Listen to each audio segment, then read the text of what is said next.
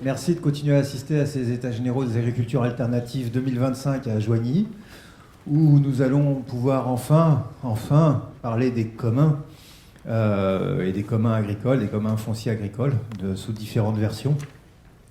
Avec, alors, mon anti-sèche n'est pas affiché à l'écran, donc j'étais obligé de reprendre mon petit papier pour ne pas dire de bêtises. Ah, merci pour l'anti-sèche. Avec Isabelle Thiers, qui est chevrière fromagère au sein de la SIC. Vous redéfinirez ce que c'est qu'une SIC, s'il vous plaît. Champ des possibles. Tanguy Martin, qui est salarié Terre de Liens et qui est l'auteur notamment de ce livre Cultiver les communs, avec un petit sous-titre, Une sortie du capitalisme par la terre. Ça va peut-être être un tout petit peu militant, ça. Nous avons aussi Sophie Labbé, qui est animatrice Terre de Liens, Saturnin Ménil, qui est formateur et salarié de la SIC Champ des possibles, et enfin Yuri Maignan, qui est porte-parole des Champs Libres, qui est une exploitation en commun en Côte d'Or, si je ne m'abuse. Nous avons enfin notre grand témoin de la journée, sympathique et affable, presque mourant, qui survit à une petite crève dont j'espère qu'il ne va pas nous la refiler. Christophe Nick, réalisateur, documentariste, et notamment de ce documentaire La fracture de l'eau, qui a été diffusé hier, et dont nous avons beaucoup parlé depuis qu'elle a un peu marqué les esprits. Et nous allons pouvoir commencer. J'ai l'intention de commencer par une paire... oui, Tanguy Martin, voilà, il est avec vous, mais comme ça. Merci Tanguy. Donc on va commencer par par la SKIC, le champ des possibles, n'est-ce pas? Et vous allez parler, il me semble, d'une voix commune, tous les deux, et vous allez vous présenter, dire comment vous avez atterri là, pourquoi, et ce que vous faites au sein de cette SKIC, et surtout ce que c'est qu'une SKIC. S'il vous plaît. Le micro est allumé, donc vous avez juste à parler dedans. Isabelle Thiers. Oui, moi je suis chevrière à la ferme de Toussac, donc qui est en Seine-et-Marne, à 50 km d'ici. Et je transforme, avec mon associé, on transforme le lait de nos chèvres en fromage. Donc c'est une activité qui a, pour nous, débuté en 2021, mais c'est un atelier qui existait déjà à la ferme, puisqu'on est un lieu fortement diversifié en polyculture élevage, avec en plus de ça des activités de transfo alimentaire, un fournil, des activités d'accueil pédagogique, etc. C'est la particularité de ce lieu. Ok. Bien près de la bouche, posé sur le menton. Oui, et qui est même en train de se développer comme tiers-lieu nourricier. Voilà. Un petit mot, Saturnin? C'est une toute petite présentation qu'elle a faite, mais vous allez reprendre la parole après. D'accord. Moi, je réfléchis. Parlons-nous d'une voix commune? Je ne sais pas, et pour nous, c'était important, puisqu'on vient là représentant d'un collectif, le collectif de la ferme de Toussac, justement d'être au moins deux. Donc, oui, il y a du commun, mais on vient bien faire entendre deux voix distinctes. Oui, parce que vous êtes combien sur cette... Ouais, 10-12. Vous savez pas combien vous êtes? 10-12. 10-12. C'est-à-dire qu'il y en a deux qui sont à temps partiel? Oui, il y a des temps partiels, il y a des personnes qui viennent d'arriver, il y en a qui sont sur le départ, donc c'est pour ça que je dis 10-12. Donc pour me présenter rapidement, donc moi je suis Saturnin Ménil, je suis entrepreneur salarié associé à la coopérative des Champs des Possibles et membre du collectif de la ferme de Toussac sur les activités d'accueil pédagogique. Il y a une SIC, donc vous redéfinissez ce que c'est, s'il vous plaît? Une SIC, c'est une société coopérative d'intérêt collectif. C'est une forme coopérative donc, qui permet d'associer à son collège des personnes physiques et des personnes morales. Et qu'est-ce qu'on dirait des particularités d'une coopérative? Par rapport à une société classique? Qu'elle n'est pas là pour faire du profit. Elle n'est pas là pour faire du profit, pour capitaliser, voilà, elle n'est pas là pour faire du profit qui ne serait pas réinvesti dans l'activité de la coopérative. Elle est là pour avoir une gouvernance sur le principe de une personne, une voix, quel que soit l'investissement au capital de la coopérative. Et elle est incessible, ça veut dire que si à un moment la coopérative cesse son activité, eh ben, tous ces biens doivent être cédés à une autre coopérative. Oui, cette personne C'est pour ça qu'il n'y a récupère. pas de capitalisation. Merci. Donc voilà, comment est-ce qu'on atterrit à la ferme de Toussac quand on est chevrière ou peut-être pas encore chevrière à l'époque? Alors, pas encore du tout, hein, reconversion comme beaucoup. Pour moi, ça a été un coup de fil de l'ASSO Terre de Liens, donc Île-de-France. Un coup de fil du salarié de l'époque qui accompagnait les porteurs de projets. On avait, nous, avec mon associé, la particularité d'avoir un projet d'élevage, ce qui depuis ne s'est pas reproduit et qui ne se produit que très peu. Donc il avait des fermes à la reprise à nous proposer. Donc c'est comme ça qu'on a commencé à visiter des fermes un peu partout en Île-de-France, à se projeter, jusqu'à découvrir la ferme de Toussac, qui est non seulement la ferme historique de Terre de Liens en Île-de-France, et puis en plus avec un montage particulier, puisque avec la coopérative Les Champs des Possibles qui gère tout ce qui est au-dessus du sol, disons, donc les lieux, les murs, les toits et les outils de production, voilà, qui sont donc de ce fait partagés. Cette ferme appartient à Terre de Liens, n'appartient pas aux gens qui cultivent ou Non. qui en sont salariés. Non, effectivement, on vient comme locataire d'un atelier et on part les mains dans les poches. D'accord. Et donc, vous êtes ce qu'on appelle une néo-rurale, une néo-agricultrice? Oui, Mhm. oui, j'avoue. Non, mais il n'y a pas à avouer. Non, mais est-ce que ça aurait été possible de s'installer par un dispositif différent? Moi, je garde la conviction que non. D'autant plus en élevage où il faut non seulement des hectares de prairies, mais des hectares de grandes cultures pour produire son aliment. Des locaux, disons, techniques, fromagerie, salle de traite, ça implique notamment en Île-de-France des investissements absolument énormes. En plus, dans un secteur où l'accès au foncier est compliqué, parce que ça part à l'agrandissement, parce qu'avec la SAFER, c'est pas toujours évident. Quand on est tout petit et qu'on porte un projet extrêmement artisanal et paysan, voilà, pour un troupeau qui n'a pas vocation à être ni hors sol, ni d'une taille démesurée. Et il y avait en plus, à ce moment-là, et c'est toujours vrai aujourd'hui, mais un réseau assez fort en Île-de-France, qui est le réseau Abiosol, donc un ensemble de partenaires qui travaillent à faciliter les installations justement dans l'agriculture paysanne. Qui sont dans le hall ici. Ils sont là, ouais. Et qui donc dès le départ, dès ce coup de fil du salarié Terre de Liens, nous a pris sous son aile, disons, et a veillé à ce qu'on puisse s'installer dans un délai correct. D'accord. Et alors aujourd'hui, ça peut être Saturnin qui répond. Je vais dire comment je suis entré aussi. C'est ça, bonne idée. Ouais. Là, moi, je suis urbain de naissance. J'ai vécu un peu en Normandie, fin de primaire et collège dans l'Orne. Et c'était le bocage. Il y avait encore des vaches dans les champs à l'époque. Puis après, je suis revenu à Paris et j'ai commencé à travailler dans une école alternative en Seine-et-Marne. Et j'ai eu envie d'aller vivre à la campagne et puis d'arrêter de faire le pendulaire de Paris à la Seine-et-Marne. Et ça a été une découverte de cette région agricole qu'est la Seine-et-Marne. Je me souviens vraiment très bien, c'était par exemple, je prenais la même route de ma maison à mon lieu de travail. Et puis la deuxième année, je me suis rendu compte que dans les champs à côté de la route, c'était pas la même chose la deuxième année que la première année. La première année, c'était tout jaune, c'était le colza. L'année d'après, c'était le blé.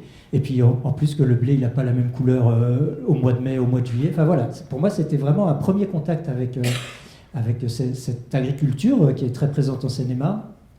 Et puis après, je suis arrivé à la ferme de Toussac, en fait, en découvrant que le propriétaire précédent, avant que ce soit une ferme Terre de Liens, était également maraîcher et produisait des légumes pour une AMAP locale. Donc moi j'étais assez surpris de voir que dans cette Seine-et-Marne de grande culture en agriculture conventionnelle, il y avait un maraîcher bio. AMAP, Association pour le maintien d'une agriculture paysanne. Des agriculteurs, des agricultrices mettent en production des légumes, des fruits, du fromage, et des mangeurs, des mangeuses, des kidam s'engagent en achetant à l'avance la production qui leur est distribuée comme ça régulièrement, toutes les semaines ou tous les 15 jours en fonction des aliments. Donc voilà, moi j'étais content, je découvrais à la fois la MAP, les légumes de saison, les légumes bio, et cette ferme de Toussac. Donc à l'époque où le propriétaire qui s'appelle Jean-Louis Colas avait passé toute sa ferme en agriculture bio, ces grandes cultures, ça c'était début des années 2000, et puis après avait développé un atelier maraîchage parce qu'il y avait de la demande d'AMAP francilienne, et puis sa femme s'occupait de chambres d'hôtes, donc c'était intéressant d'avoir des légumes locaux aussi pour les chambres d'hôtes. Et puis il y a des gens localement qui avaient dit « Ah, Jean-Louis, tu fais des légumes, tu pourrais pas fournir une petite AMAP locale ». Et puis, donc voilà, moi c'est comme ça que j'arrive dans cette ferme, et au moment de la retraite de Jean-Louis Colas, il n'y avait pas de repreneur dans sa famille, ses enfants n'étaient pas candidats à la reprise. Lui, il ne voulait pas que les reventes de ses terres aillent à l'agrandissement. Ce qui était écrit, comme il disait, c'était que ce soit son neveu qui reprenne, mais ça voulait dire que la ferme du neveu s'agrandissait et qu'en plus, elle repassait en agriculture conventionnelle, alors que lui, il avait passé en agriculture biologique. Et donc, il a cherché.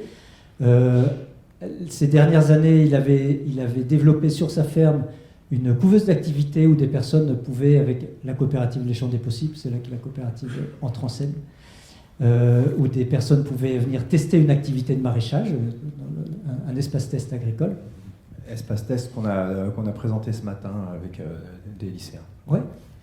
Et donc voilà, donc il y avait la couveuse, il n'y avait pas de reprise familiale, et voilà, dans les discussions, dans les échanges, dans les réflexions, a été monté ce projet d'un rachat de ces terres par Terre de Liens, donc grâce à une épargne et un investissement citoyen, et notamment une bonne partie de personnes qui avaient affecté cet investissement à cette ferme-là. On peut cibler sur un projet où on peut...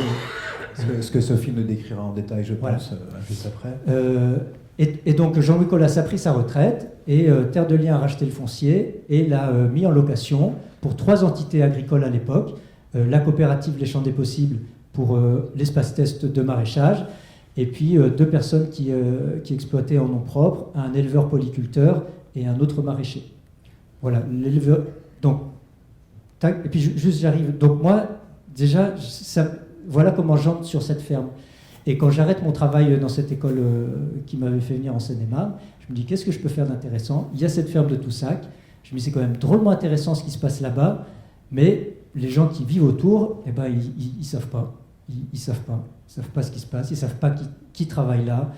Et puis je voyais bien que les champs autour de moi là qui changent chaque année, il y avait peu de liens entre moi et puis les gens qui les cultivent et entre l'alimentation et ce qui poussait. Voilà, donc c'est comme ça que j'ai eu envie de rejoindre cette ferme et de proposer des visites pour que les personnes autour, je pense un peu comme j'avais pu le faire, puissent être en lien avec les questions agricoles et alimentaires. Vous êtes tous salariés de la ferme, comment ça se passe ? Vous n'êtes pas actionnaire, donc ce n'est pas une société classique, si ? Alors, c'est des statuts un peu particuliers, un peu méconnus. Quand on arrive sur la couveuse, on signe un contrat d'appui au projet entrepreneurial, un contrat CAP. Et on est donc entrepreneur à l'essai. Et à partir du moment où, au bout des 3 ans de ce contrat, on souhaite rester, on bascule vers la structure CAE, la coopérative d'activité et d'emploi. C'est pas comme si c'était un mot qu'on n'avait pas dit 10 fois déjà, mais voilà. Et là, on a le statut de ESA, entrepreneur salarié associé. Donc associé parce qu'on prend des parts de la coopérative. Entrepreneur parce qu'on est absolument autonome sur son atelier, sur ses décisions et sur ses circuits de vente. Et salarié parce qu'on va générer pour soi-même un bulletin de salaire et donc bénéficier de tous les acquis sociaux que ça implique. Voilà. On cotise au chômage, santé, tout ça. Vous arrivez à avoir des salaires qui correspondent à un emploi à temps plein classique, ou vous êtes plutôt dans des salaires qui correspondent à une malheureuse retraite agricole? Alors c'est très variable selon les personnes, puisque à l'échelle de la région Île-de-France, on est une cinquantaine d'entrepreneurs au sein des champs des possibles. Donc il y a des gens qui vivent très bien, il y a des gens pour qui c'est plus compliqué. Le contrat d'ESA nous oblige à nous rémunérer un minimum de 200 € brut, pardon. Donc c'est effectivement très peu. Mais après, ça va du simple au double. Voilà. Du simple au double, ça veut dire que ça monte à 400 € par mois? Ça monte au SMIC et au-delà. D'accord, c'est bien. La surface de cette exploitation, de cette ferme? Alors on a 75 hectares au total.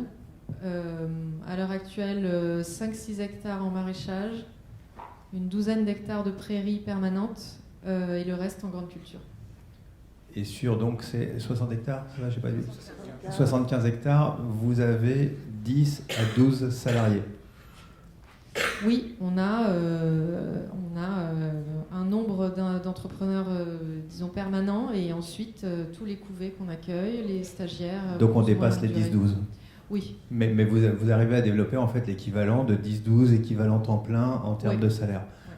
Quand on sait que dans Lyon, je crois, si je ne me trompe pas, on est à un emploi équivalent temps plein sur 120 hectares, je pense qu'en termes de productivité d'emploi, c'est un modèle qui peut être peut-être intéressant à étudier. Je voulais rajouter quelque chose parce que toi, c'est un emploi non agricole, le tien. Oui. Et par rapport à la ferme, donc Terre de Liens investit, je crois que je revoyais les chiffres, à 584 000 € sur le rachat des terres au moment où le propriétaire précédent a revendu son foncier. Donc, enfin, pour l'achat des terres et puis de 2 bâtiments agricoles existants. Et il y a quelques années, Terre de Liens a investi aussi dans la construction d'un bâtiment pour 800 000 €. Et dans le bâtiment, il y a une boutique, un fournil et un labo de la fromagerie, un labo de transformation et une salle à manger, salle commune. Donc c'est aussi pour ça qu'il y a autant d'activités possibles, parce qu'il y a une boulangère, il y a la gérante de la boutique, et puis il y a possibilité d'activités de transformation. Terre de Liens a investi, c'est pas vous qui avez investi? C'est Terre de Liens et les champs des possibles. Alors, je ne sais pas si c'est très clair dans ma tête, mais je vous le dis comme on me l'a dit. Terre de Liens est propriétaire du clos couvert, donc je comprends que c'est le béton, le sol, les murs, le toit et l'isolation, et peut-être les huisseries. Et les champs des possibles est propriétaire de tout le reste. Donc tout ce qui est à l'intérieur, l'électricité, la plomberie, le mobilier.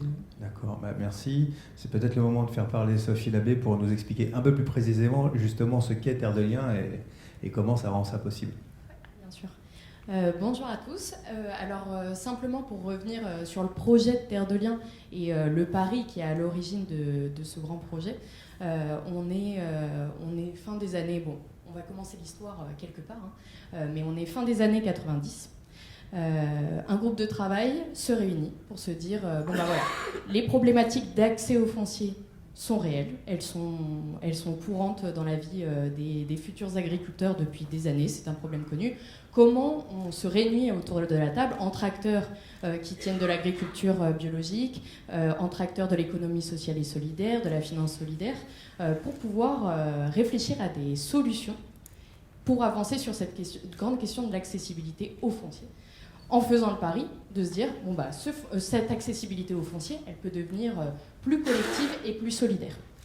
Voilà. Donc au début de cette histoire-là, il y a quand même les acteurs du type les SCI, les SGF 1 citoyens qui existent déjà dans l'histoire des solutions qui ont été réfléchies depuis les années 60 pour commencer à répondre à cette question-là. Et Terre de Liens qui se dit, en fait, comment on peut venir aussi pour construire une solution aussi aux limites qui se présentent du côté de ces solutions de portage collectif et solidaire de foncier et pour faciliter l'accès et le développement de l'activité agricole. C'est un peu le pari qui est fait. Terre de Liens part sur le concept de se dire on veut sortir les fermes et les terres du marché de la spéculation. On fait le pari de construire une solution de portage conservatoire de ce foncier. On achète des fermes, on achète des terres et on s'engage à ne jamais les revendre pour pouvoir garantir cet accès sur le très long terme au foncier et dans une conception aussi de préservation environnementale et de la vocation aussi agricole de ces terres. Parce que vous n'êtes qu'en bio, c'est ça? Oui.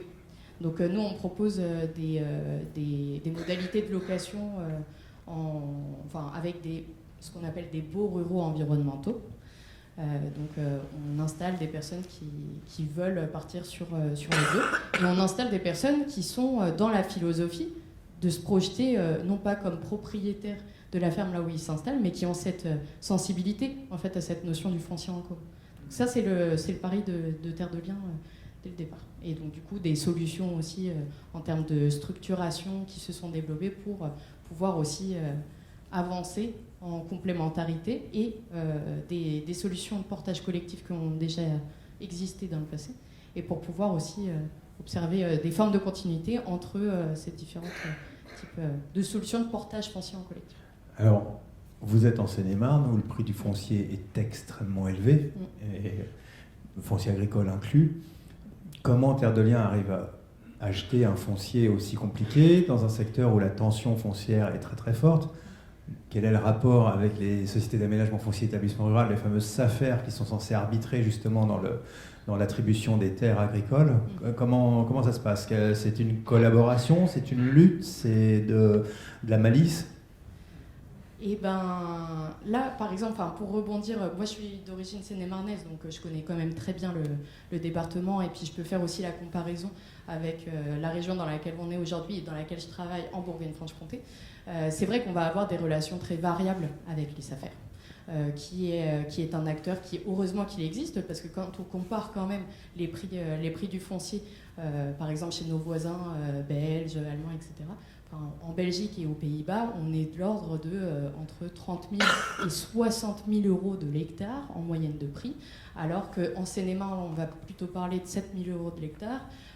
Et puis, dans certains coins de la Saône-et-Loire et de la Nièvre, on va plutôt toucher les 2 500 euros de l'hectare. Donc c'est vrai qu'on est sur des moyennes de prix qui, quand on compare, on voit vraiment l'effet et tout l'impact de la création et de la vie jusqu'à maintenant de cet organisme de régulation des marchés fonciers que peut-être la SAFER.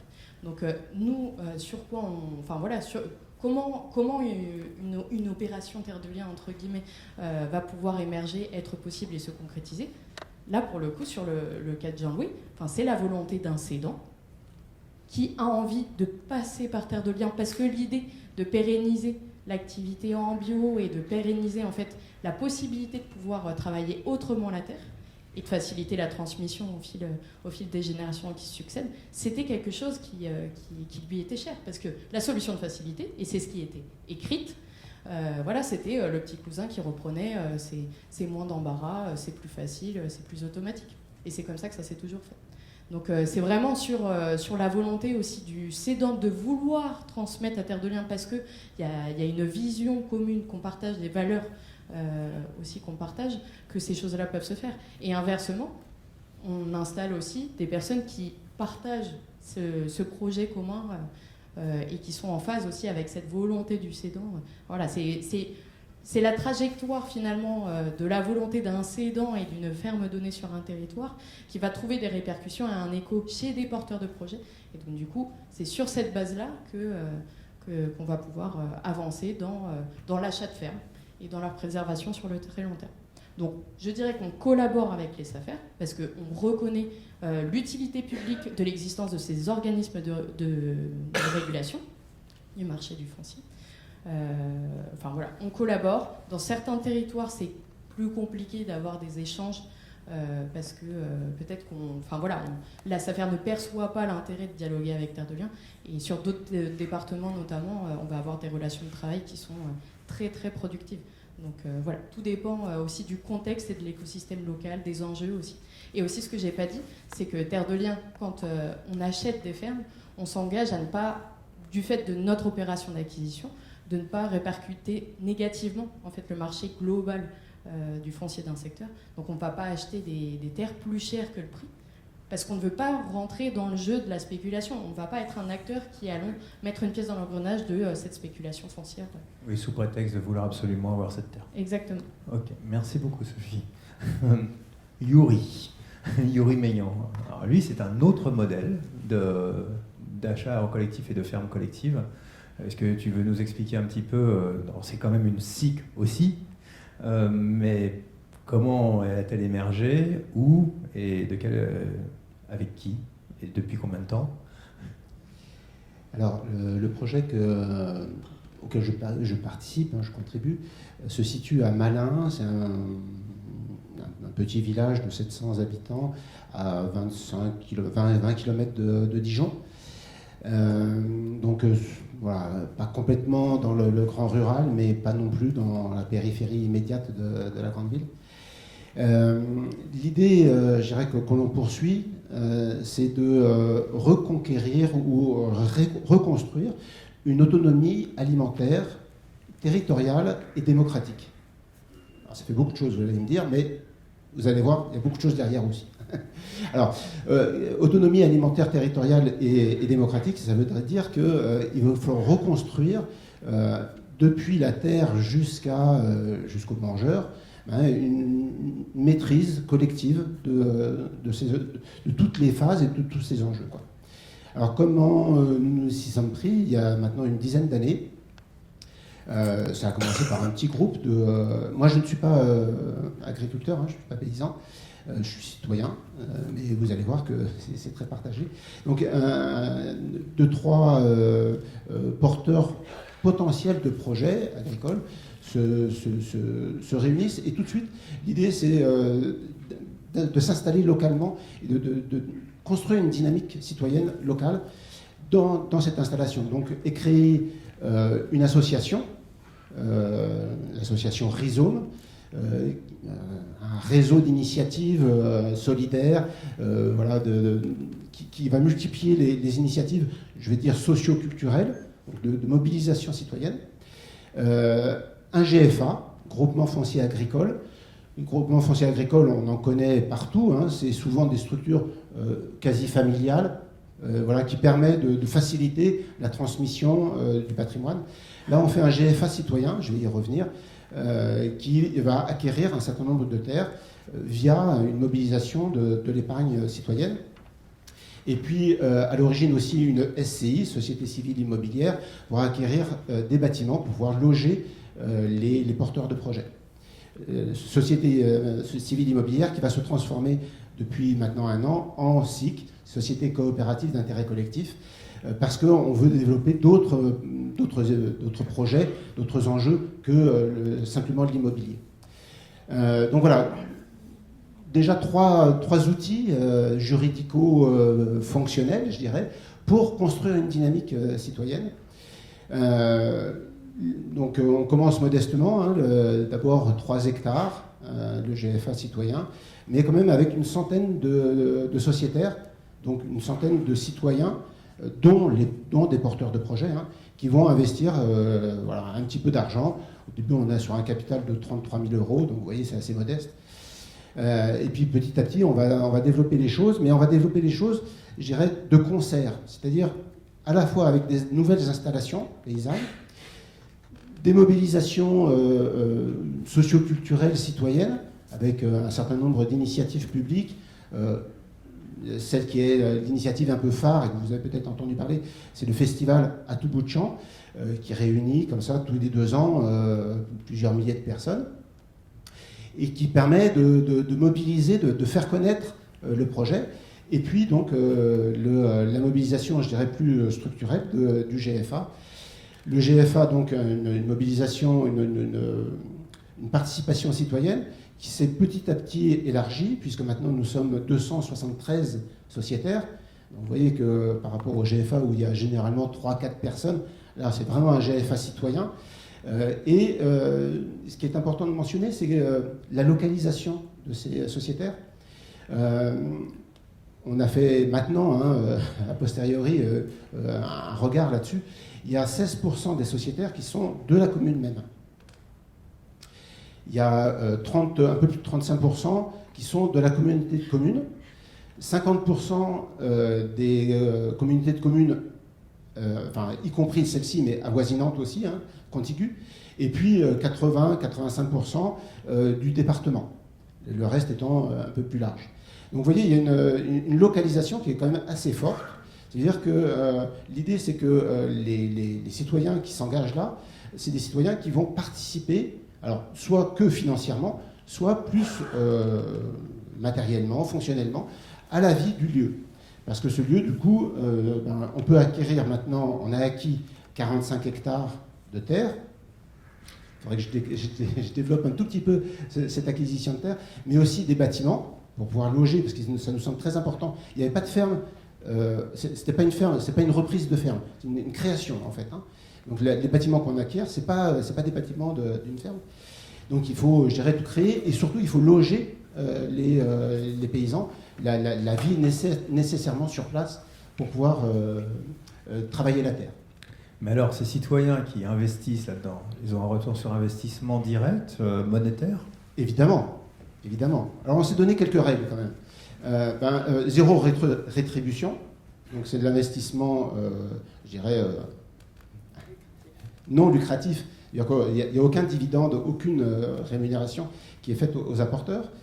Les terres sont non cessibles, c'est-à-dire que dans nos règles, à partir du moment où on acquiert ces terres, on n'a pas le droit de les revendre. C'est notre charte qui nous les a données, qu'on s'est donné, pardon.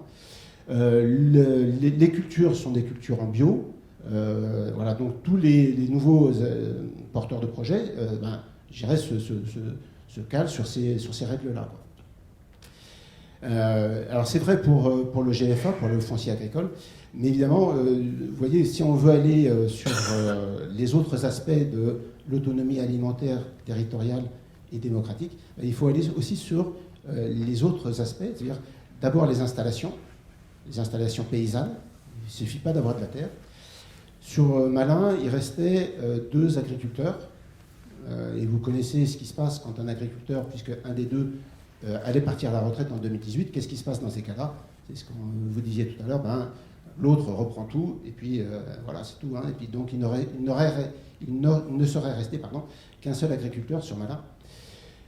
Notre dynamique, je dirais, a permis de réinstaller 7 paysans suite au départ d'un paysan. Donc la totale inversion, je dirais, de la courbe actuelle des évolutions paysannes. Comment vous avez rendu ça possible? Parce que s'il y avait un revenu pour un paysan, qu'il est divisé par 7, c'est quoi l'histoire? Alors, c'est un peu plus compliqué que ça. Il n'y avait pas de... Alors, il y a d'abord des structures complémentaires. C'est assez complexe, notre projet, mais en fait, ça s'agence assez bien, puisque les agriculteurs ont créé une CUMA, ça on connaît, une coopérative d'usage du matériel agricole. C'est-à-dire que actuellement, vous savez peut-être qu'il y a plus de tracteurs que d'agriculteurs en France. Donc il y a une inflation du matériel agricole. Il en faut un pour chaque pied, c'est normal. Voilà, certains ne changent pas les outils derrière les tracteurs, ils changent de tracteur plutôt que d'outils. Vous voyez, voilà. Donc il y a plus de matériel agricole. Là, la CUMA, pour les 7 agriculteurs, permet de mutualiser du matériel, et donc il y a un tracteur conséquent pour les 7, une moissonneuse-batteuse et un petit tracteur. Donc vous voyez, on réduit déjà sensiblement les choses. Et comment faire vivre effectivement un certain nombre d'agriculteurs sur une si petite surface? Alors, je dois affirmer que le GFA, pour l'instant, n'a que 45 hectares. Les agriculteurs utilisent 85 hectares, c'est-à-dire qu'ils sont en fermage sur d'autres terrains. Voilà, on voudrait aller vers cela, mais pour l'instant, on en est là. Donc, 85 hectares, ça reste quand même modeste pour cet agriculteur. Donc, ils ont mis en place une société en participation, une SEP, qui permet de construire un assolement en commun, malgré le fait que chacun des agriculteurs soit en entreprise individuelle. Donc, il y a une construction, je dirais, à la fois individuelle et collective qui permet de créer cet assolement en commun, qui fait que les différents types d'agriculture nécessaires aux différentes activités, il y a un paysan meunier boulanger, évidemment, qui est, je dirais, très exigeant, la production de blé étant, je dirais, la plus exigeante, mais il y a une éleveuse de brebis, on peut faire des prairies temporaires ou permanentes. Il y a un producteur d'oléagineux qui va changer donc, du coup les cultures. Donc l'assolement, je dirais, il est permis par la diversité des cultures et donc la préservation, voire l'amélioration des terrains qui n'étaient pas nécessairement en bio quand on les a acquis, mais qui le sont devenus maintenant et qui, du coup, rentrent dans cette rotation des terres collective. Merci, sacrée description. C'est très riche. Je vais passer maintenant à Tanguy Martin, qui va nous expliquer un petit peu sa vision des communs, en fait, et du projet de société qui va avec, j'imagine. Oui, bonjour à toutes et à tous. J'espère que vous m'entendez bien. C'est parfait. Ok, génial. Je suis désolé parce que je suis face à un écran noir. Du coup, c'est peu convivial, mais c'est ma faute. J'avais qu'à me déplacer. Donc, merci beaucoup aux gens qui gèrent la technique et qui rendent ça possible. Et avant de rentrer dans le vif du sujet, je me permets une toute petite digression puisque j'ai été présenté comme salarié de Terre de Liens, ce que je suis à la fois en Pays de la Loire et au niveau national. Néanmoins, j'interviens sur mon temps libre et donc je vais parler en mon nom propre et pas au nom de Terre de Liens, ce qui va faire que je présenterai peut-être les choses différemment si j'étais à la place de Sophie et que je parlais sous une casquette Terre de Liens. Je pense que ce serait plus des questions de vocabulaire que des questions de fond parce que je reste très en accord avec mon métier. J'arrête de vous embêter avec ça, mais c'est peut-être plus important pour moi et ma psychologie que pour vous, mais c'est important quand même. Et pour nous aussi, de ne pas donner la parole que à Terre de Liens pour Terre de Liens. Voilà. Et sur ces questions-là, j'en profite pour dire que je milite aussi dans d'autres espaces, notamment un collectif d'enquête militante qui s'appelle Reprise de Terre, dans un groupe Agriculture et Souveraineté Alimentaire d'Ingénieurs sans frontières, qui me fait m'intéresser aussi aux questions de sécurité sociale de l'alimentation. Et si j'ai assez de temps, j'essaierai d'en arriver jusque-là d'ailleurs. Et je termine par dire que je vais être très généraliste puisqu'il y a eu énormément d'exemples qui ont été donnés, donc je ne vais pas donner les exemples que d'habitude je mobilise parce que ça serait complètement redondant avec ce qui a été dit et les super initiatives dont on a pu entendre parler depuis presque une heure maintenant. Moi, ce que je voulais faire, c'était essayer de proposer à partir justement de ce qui vient d'être présenté, l'idée que ces initiatives, ces expériences, elles préfigurent ce que pourrait être une société et une économie des communs. Et si j'étais un peu provocateur, puisqu'on a dit que le sous-titre du livre, qui est une sortie du capitalisme par la terre, était peut-être un peu radical, je dirais même peut-être d'une société et d'une économie communiste, même si le terme a été galvaudé. Mais par exemple, aujourd'hui, l'économiste Kohei Saito, qui a réussi à vendre plus de 500 000 bouquins sur Marx et l'écologie au Japon, lui, il définit bien le communisme comme une société des communs. Donc je me permets cette petite digression. Une fois qu'on a dit ça, on n'a pas dit grand-chose parce que ça veut dire quoi un commun? Qu'est-ce qu'on peut mettre derrière tout ça? Alors, je tente une formulation, je tente une définition un petit peu à main levée, et on pourra certainement en discuter après. Donc l'idée, c'est de s'intéresser à une ressource, quelque chose qui a une utilité, et notamment pour les êtres humains, pas forcément que pour les êtres humains, mais pour les êtres humains notamment, et dont la préservation est celle des fonctions sociales ou écosystémiques. On pourrait dire que les fonctions sociales sont incluses dans les fonctions écosystémiques puisque nous appartenons nous aussi à la nature. Donc les fonctions sociales et écosystémiques qui sont liées à cette ressource, leur préservation est posée comme un principe absolu. C'est un petit peu abstrait, mais c'est extrêmement important. Et pour cela, les règles d'accès et d'usage à la ressource, donc la ressource qui est instituée en commun, sont définies démocratiquement au sein d'une société, d'une communauté responsable. C'est-à-dire que l'usager, l'individu, le membre de cette communauté est lié aux autres usagers par la coproduction des règles d'usage Donc ça, c'est une formulation que j'emploie et que j'emprunte à Dardot et Laval, qui ont écrit un très joli bouquin qui s'appelle Commun, essai sur la révolution au XXIe siècle. Et tout cela fait que ce qui est à gouverner démocratiquement dans le commun, ça n'est pas la ressource en elle-même. Bonne chance pour gouverner une terre ou pour gouverner un fleuve. Certains ont essayé et souvent ça se passe assez mal. Mais ce qui est à gouverner, ce sont les usages de la ressource qui impliquent des humains. Parce qu'encore une fois, finalement, si vous avez des oiseaux et des vers de terre qui s'égayent et qui sont en relation dans un écosystème où nous n'intervenons pas, il n'y a absolument pas besoin de démocratie, de gouvernement. Ce sont des notions qui concernent l'humanité. Donc, désolé, c'était un petit peu long, mais je pense que c'est important d'essayer de poser ça. Vous êtes là pour ça. Une ressource, des règles, une communauté et une préservation de la ressource. Donc ça, c'est ce qu'on dit, parfois on dit bien commun, pour éviter justement la naturalisation, l'essentialisation et du fait que quelque chose serait un commun parce que il est partageable plus facilement ou moins facilement, ce que certains économistes disent et que moi je trouve critiquable, et je ne suis pas le seul ni même l'inventeur de cette critique, préfère parler de commun plutôt que de bien commun pour insister sur la dimension processuelle de cette idée de commun et sur l'idée que c'est bien une construction sociale des sociétés humaines. J'avance un tout petit peu parce que là, typiquement dans la discussion qui nous intéresse, le commun, c'est la Terre. Donc voilà, on peut, en tant qu'être humain, en tant que société humaine, décider que la Terre, c'est quelque chose d'extrêmement important, assez important pour que ses usages soient gouvernés démocratiquement et de manière à la préserver. Mais dans une économie des communs, et là j'emprunte ça à l'économiste Benoît Boritz, lui, il parle aussi de communs productifs. C'est-à-dire que les communs, ça peut être de multiples choses, et lui, il dit que dans une société des communs, dans une économie des communs, les entreprises seraient des communs productifs, et il en donne la définition suivante. Donc c'est dans un livre qui s'appelle Pour une économie des communs, non, c'est Au-delà de la propriété pour une économie des communs. Et il dit, donc un commun productif, c'est quoi? C'est une entreprise intégralement financée par un système financier socialisé et donc sans propriétaire.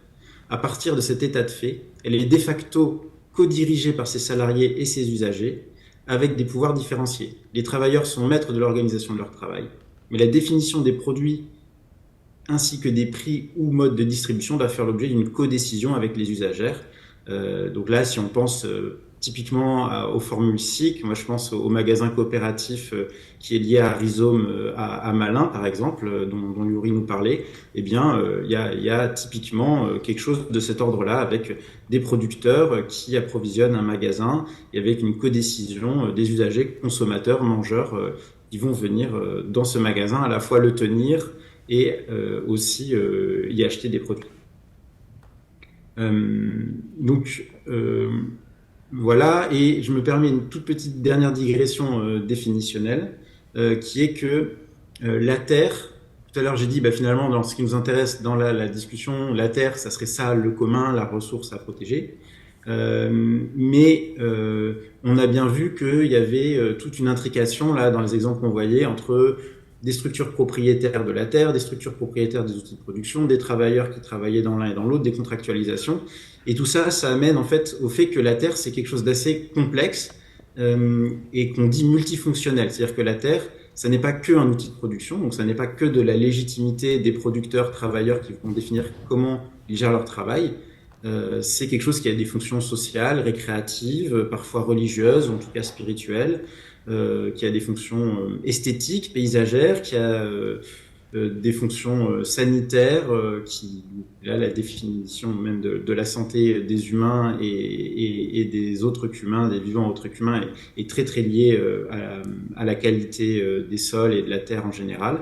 Je crois que vous avez Monsieur Sellos qui intervient là-dessus, soit ce matin, soit plus tard, mais voilà, il y a plein de choses qui jouent autour de ça. Donc, le fait qu'il y ait plein de fonctions sur la Terre fait que la façon dont on va l'utiliser va devoir articuler finalement toutes les légitimités et tous les usages et tous les usagers autour de cette question de la Terre.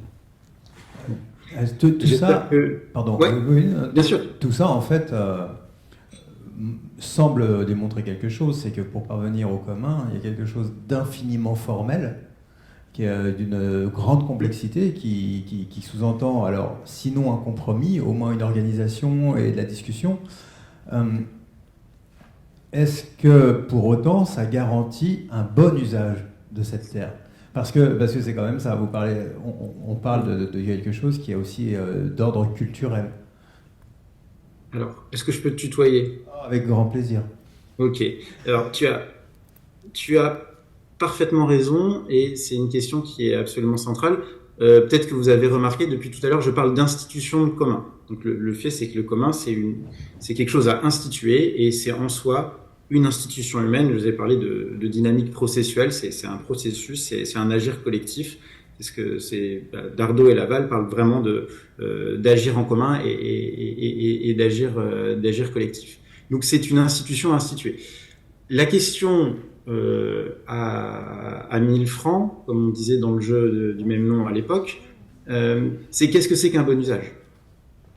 Et en fait, comment est-ce qu'on peut définir un bon usage ? Et il me semble, mais encore une fois, je ne suis pas du tout le seul là-dessus, c'est que la seule façon dans laquelle on peut arriver à ça, c'est par l'intelligence collective et par la démocratie. Donc en fait, la définition du bon usage, elle ne peut se faire que par les usagers eux-mêmes qui vont coproduire la règle d'usage.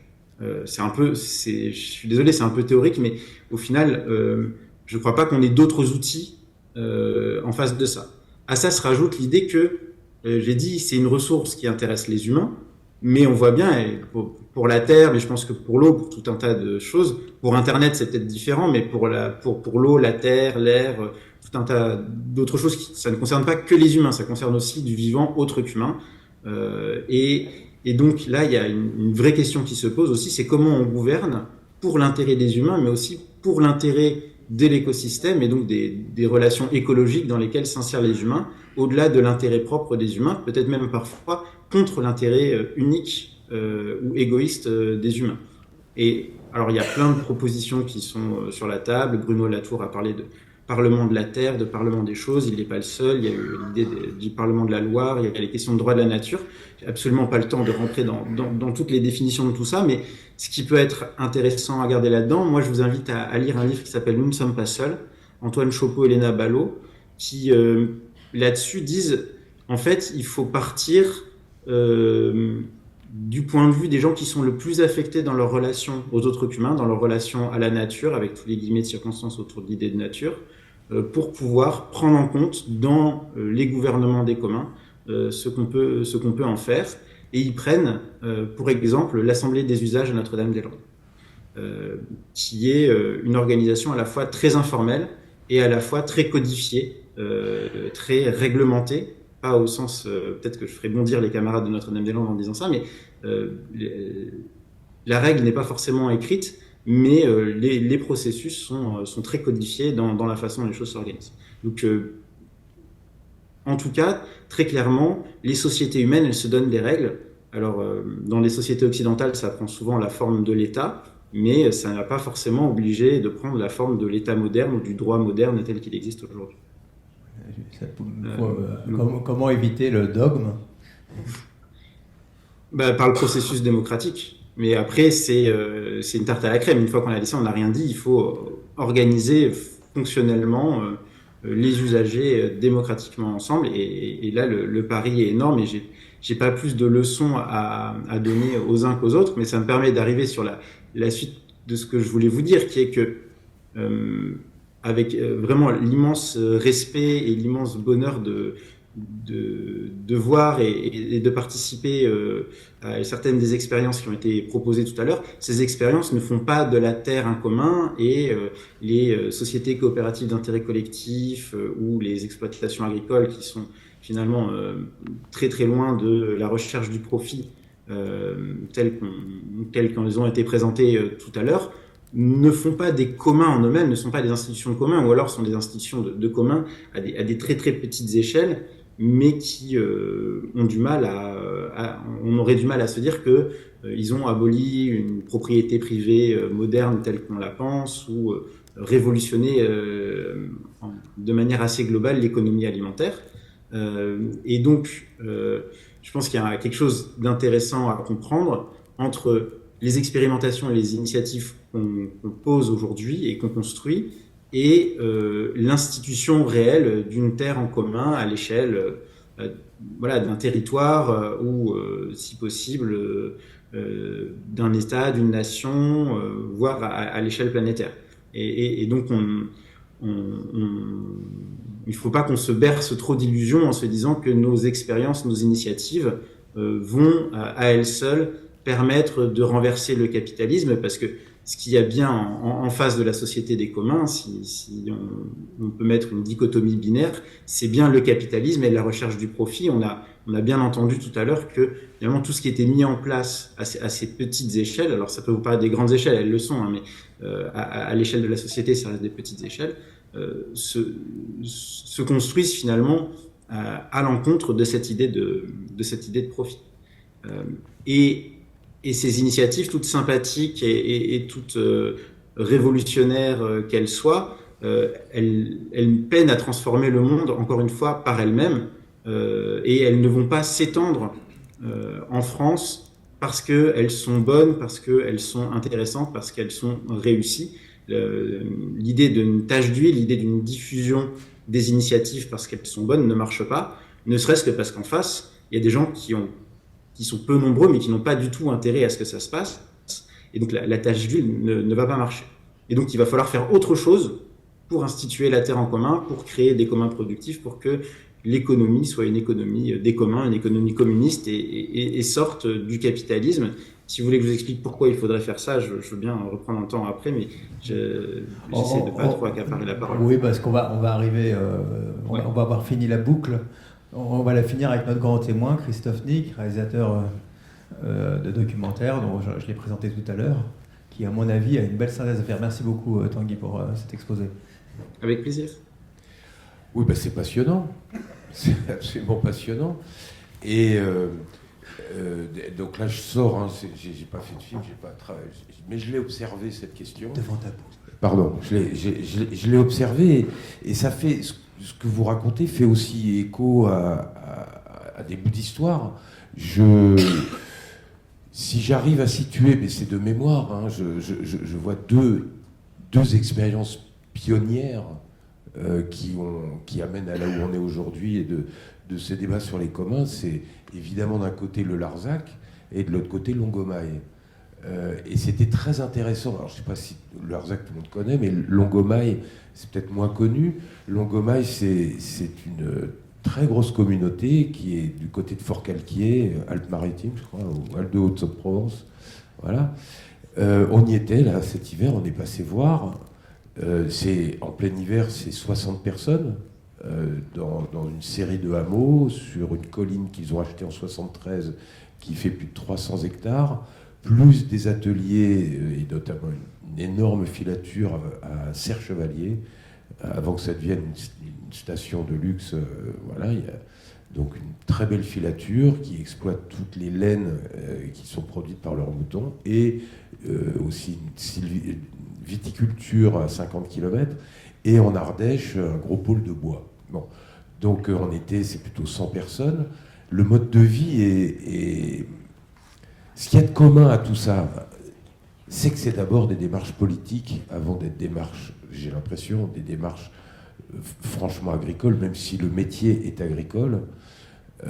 La volonté d'y aller, tous ceux que j'ai rencontrés et ce que j'entends, c'est qu'au départ, vous êtes des activistes, vous parlez de citoyens, de choses comme ça, et donc il y a une démarche extrêmement volontaire, comme un aboutissement de formes de lutte, de formes d'engagement, et qui à un moment rencontre le besoin d'être concret, de faire, et effectivement là il y a un espèce de modèle.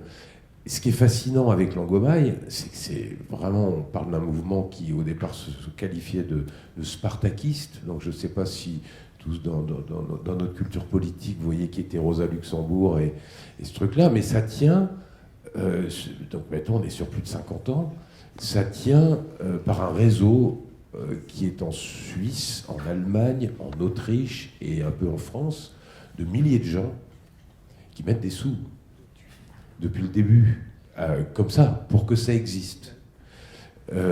Alors le mode de vie à l'intérieur est dans le sublime utopique, Et en même temps, on est dans le dur. C'est-à-dire qu'il n'y a pas de salaire, il y a 20 € d'argent de poche par semaine. Et s'il y a besoin, il y a une vingtaine de voitures à disposition de tout le monde, il y a un très grand garage, vraiment, c'est très très impressionnant. Ils sont quasiment en autonomie, on crée des liens. Voilà. Maintenant, on se pose toutes les questions derrière très sociales, même si ça en résout beaucoup. Là, ceux qui sont arrivés en 74, ils sont à 2 doigts de la retraite. Oh, qu'est-ce qu'on fait? C'est pas simple, parce qu'il n'y a pas de retraite. C'est pas prévu. Bon. Donc on est d'abord dans cette difficulté-là, qui n'était pas imaginée. Du coup, comme personne ne possède rien, il n'y a pas de capital. Il n'y a pas de retraite, mais il n'y a pas non plus de capital. Donc c'est compliqué. C'est des débats qu'ils ont. Deuxièmement, il y a quand même des succès, et on le voit aussi au Larzac. Ça, c'est impressionnant par rapport aux sociétés utopiques du 19e, c'est que les générations se renouvellent. À Longomaille, c'est très impressionnant de voir les enfants qui sont nés dans la communauté, qui ont pu aller faire des études à Paris, parce que du coup, ils ont pu acheter 1 ou 2 appartements en banlieue qui permettent aux gosses de continuer à faire Bac plus X ou à Marseille, etc.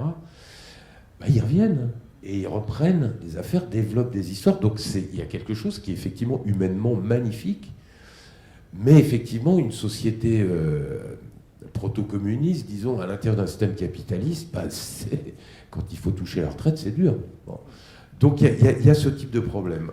Sous perfusion de fonds extérieurs. Et alors, ça marche là-dessus. Il faut voir aussi les ressources qu'ils ont trouvées. Comme c'est un projet très politique et qu'il fallait créer cette autonomie alimentaire, de vie, etc., ils ont créé une radio associative qui s'appelle Radio Zinzine, qu'on peut entendre, et qui... ça leur ramène quand même par subvention 100 000 € par an. Donc ça permet de salarier plusieurs personnes très activistes qui ne font que ça. Il y a des techniciens, tout le monde travaille, mais voilà, c'est vraiment un espace qui est conçu pour l'activisme. Et finalement, quand j'entends aussi ce qui se passe autour de Notre-Dame-des-Landes, ce qui a été le mouvement climat 2015, 2018, 2019, qui s'est un peu effondré avec le Covid, mais où on le voit renaître dans ce type de structure, d'îlots, un peu partout, etc.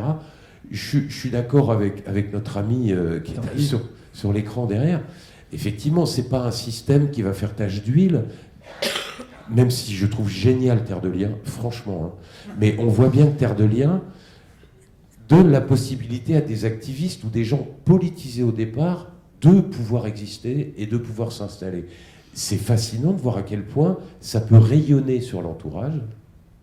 Le mouvement contre les méga-bassines dans les Deux-Sèvres, Benoît vient de Terre de Liens. Il est maintenant le responsable coordination de la Confédération paysanne du département. C'est un activisme délirant, mais c'est sublime. Voilà, ça y est. La difficulté pour moi, j'en reste là, c'est comment on passe du commun au communal. Et ce qui m'a frappé à Longomaille, c'est quand même beaucoup de gens adossés à un petit village. Et je me demande, c'est quoi la porosité entre le village, les paysans du coin et vous? Tu parles du communalisme? En tout cas, rien que du municipal. Commençons juste par ça. Est-ce que vous êtes au conseil municipal? Est-ce qu'il y a quelque chose qui, en 55 ans, a irrigué un peu? Pas tant. Pas tant. Il y a eu quelques mariages, voilà, mais il n'y a pas la transmission politique à l'environnement immédiat. C'est un truc. Donc je me suis dit, en fait, on se retrouve avec une espèce de système d'oasis, comme ça en France, qui est en train de se créer, comme des bases arrières. Des archipels. Archipels, et puis voilà, on y va pour se ressourcer, on y va pour reprendre de la force. Les gens qui le font vivre arrivent à en vivre, arrivent à développer, créent des réseaux de sympathie. Mais finalement, c'est ça. Ma vision extérieure, c'est que c'est super à vivre. Je ne sais pas jusqu'où on peut en vivre toute sa vie. Il y a évidemment tous les sujets interpersonnels qui rentrent là-dedans, les conflits de genre qui sont apparus depuis 10-15 ans et qui posent des vrais soucis. Voilà. Et surtout à Longomaille, qui était très, comment dire, on ne va pas dire masculiniste, mais un petit peu quand même. Voilà, tout ça se remet en question par afflux de générations. Bref, il y a beaucoup. C'est une création, c'est une utopie concrète. elle est là. Terre de Liens me paraît être quelque chose de très très puissant, parce que ça donne accès au foncier, parce que ça résout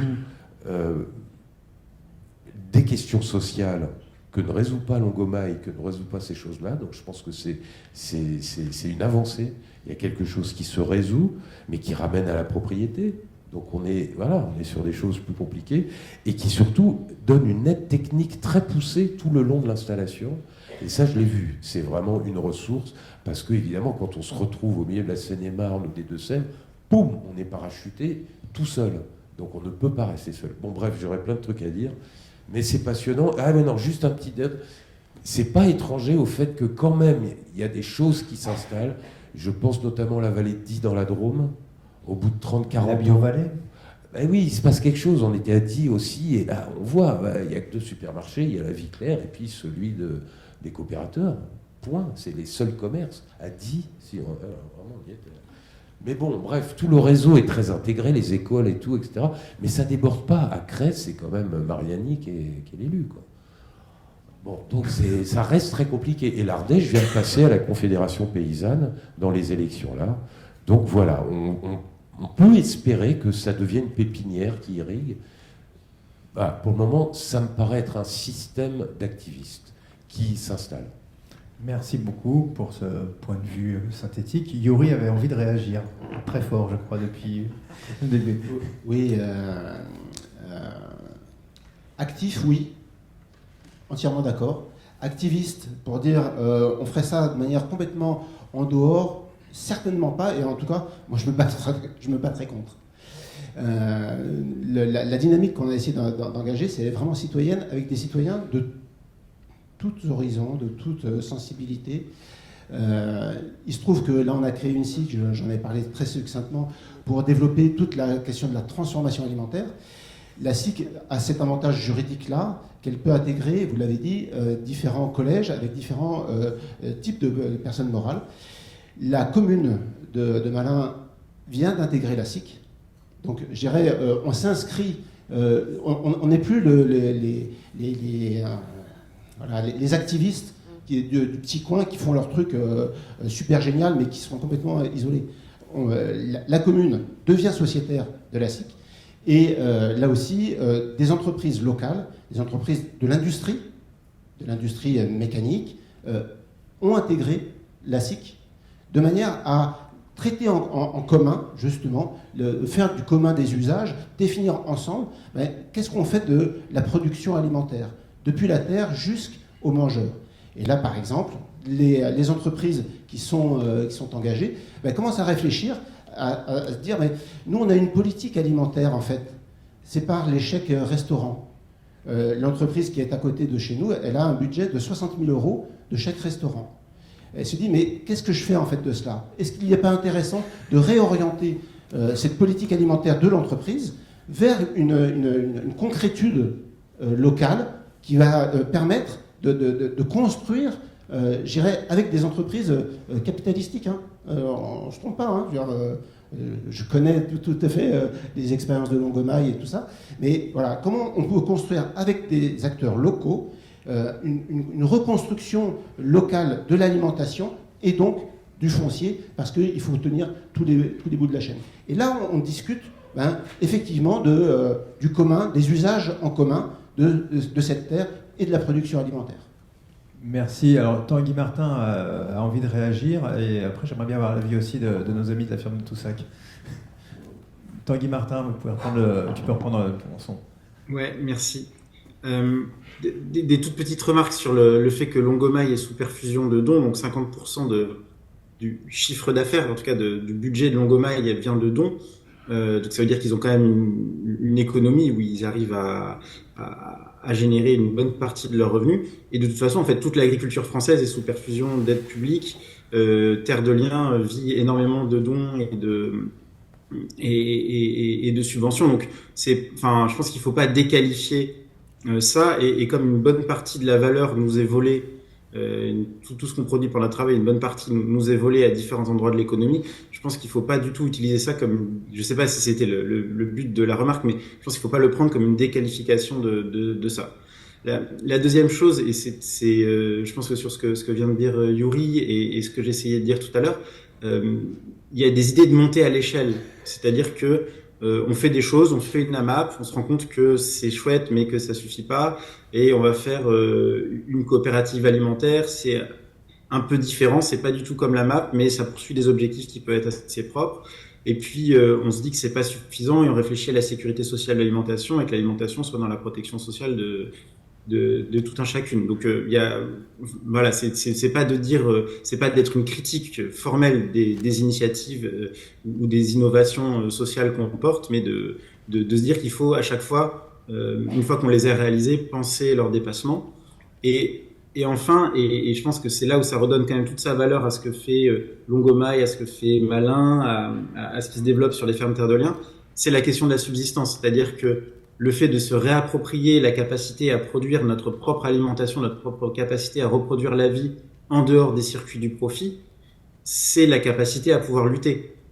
Et la définition de la création du capitalisme, c'est le moment où on a séparé les travailleurs de la terre et qu'on les force à vendre leur force de travail, qu'on les force à devoir se salarier pour pouvoir acheter à manger, pour pouvoir acheter des vêtements. Donc cette capacité à se dire on crée des circuits où les gens, les habitants et les travailleurs peuvent se produire, peuvent accéder à leur subsistance en dehors des lieux de la marchandisation et du profit, c'est éminemment politique, mais c'est quand même la voie. Alors après, comment techniquement on le met en œuvre, ça c'est une grande question, mais en tout cas, même de le faire à petite échelle, c'est extrêmement subversif.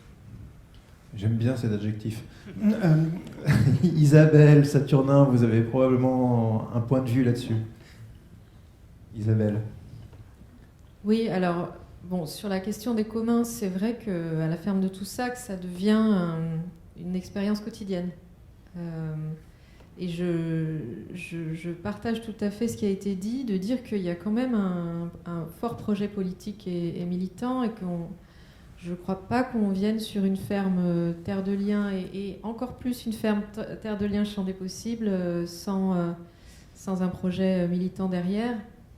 Je sais que moi, ce qui m'avait beaucoup intéressé, c'était de dire que dans ce lieu-là, on pouvait faire l'expérience de la non-propriété privée, d'une ressource commune qui est le sol, qu'on pouvait sortir des logiques de marché autant qu'il est possible, à la fois en commercialisant en AMAP et aussi en étant dans une autonomie de production alimentaire du bétail, donc avec des prix qui ne sont pas soumis aux aléas des coopératives classiques, coopératives céréalières. Donc tout ça, ça fait partie du quotidien, et l'activité entrepreneuriale, agricole ou non, n'est plus jamais dissociée de toutes ces questions-là. Merci. Saturnin, un point de vue? Moi, c'était par rapport à ce que disait Tanguy sur l'incapacité de toutes les initiatives locales et concrètes à amener un changement plus général ou plus structurel. Voilà, enfin, ça me faisait penser au livre de l'atelier paysan qui était évoqué tout à l'heure. Reprendre la terre aux machines. Voilà, où il dresse ce constat que non, visiblement, non seulement ça ne suffit pas, mais ça ne s'arrange pas. Et voilà, du coup, je me dis, comment on fait le lien, comment on continue à faire le lien entre ces lieux où on fait des choses et puis les endroits de recherche où il y a une pensée un peu plus globale ou plus collective. Voilà, je pense qu'il y a des choses à construire et à tisser de ce côté-là. Et je me disais aussi, on se disait avec Isa en venant aussi, on dit la terre, et en fait, en pensant à ce dont on venait témoigner, je me disais, nous, on vient parler d'une terre. Hein. Enfin, celle de Toussac, avec toujours en tête qu'en plus, c'est pas tout à fait la même à tel endroit de la ferme et à tel autre de la ferme. Mais voilà, et que j'aime bien cette idée que tout ça, ce sont des processus. Il y a du mouvement. Nous, on vient avec nos histoires, on vient dans des organisations, dans des structurations plus collectives, qui elles aussi ont une histoire. Et voilà, et on vient... On essaye de faire, et on peut témoigner de ce qu'on essaye de faire à un endroit, avec une terre qui a son histoire, avec les personnes qui viennent l'investir. Et moi, ce dont j'avais envie de témoigner aujourd'hui, c'était comment cette question à travers Terre de Liens et à travers la coopérative, en fait, permet à des personnes d'investir ce terrain. Et oui, peut-être l'activisme, mais l'agriculture, c'est pas par hasard quand même. Et il me semble que si l'agriculture, c'est produire à manger, on touche à quelque chose qui relève d'une nécessité et qui nous concerne tous. Alors, je ne sais pas si je suis activiste ou pas, mais en tout cas, maintenant, moi, régulièrement, quand je fais visiter des fermes, je dis aux personnes, au public que j'accueille, qu'une des raisons pour lesquelles je suis là, c'est que le fait qu'en France et je pense dans le monde, une bonne partie des personnes qui produisent à manger ne peuvent pas bien vivre de leur travail, ça me paraît une grande injustice. Il y en a plein d'autres, mais celle-là nous concerne tous. Merci. Je vais adresser une petite question. Ça s'adressera probablement un peu plus à Tanguy Martin. C'est plus en rebond par rapport à ce qu'il a exprimé tout à l'heure, le fait de la non-diffusion de ces modalités de faire les communs. Est-ce que ce que vous voulez dire, c'est que quelque part, ces petits archipels, ces petites expériences sont un peu comme des seigneuries qui fonctionneraient avec une certaine justice, sans seigneur en l'occurrence, parce qu'on est sur des fonctionnements horizontaux, mais finalement qui sont isolées les unes des autres sans réussir à connecter et sans réussir à inspirer. C'était ça l'idée tout à l'heure ?